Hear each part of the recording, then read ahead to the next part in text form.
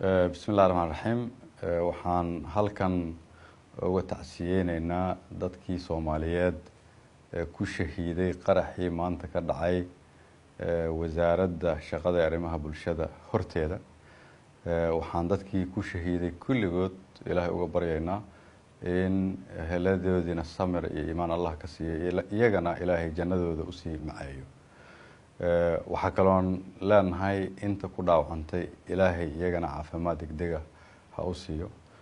si gaar ah waxaan tacsiye halkan uga dirayaa anigoo ku hadlaya magaca golaha wasiirada xildhibaan ahaana wasiir ku-xigeenkii wasaaradda shaqada iyo arrimaha bulshada xildhibaan Saqar Ibrahim Abdallah wasiirka iyo qoyskiisa waxaan leeyahay kulligiin Ilaahay ha idin dhib yaraayo isagana jannadii Allah ka waraabiyo waxa kaloon dhammaan shacabka Soomaaliyeed u sheegaya in dawladda Soomaaliyeed ay ka go'an tahay sii wadida la dagaalanka argagixisada dagaalka aan kula jirnana aanu joogsan doonin haddii Ilaahay yiraahdo inta aan ka tirtirayno dhulkeena oo dhan waa mahadsantiin wassalaamu calaykum warahmatullahi wabarakatuh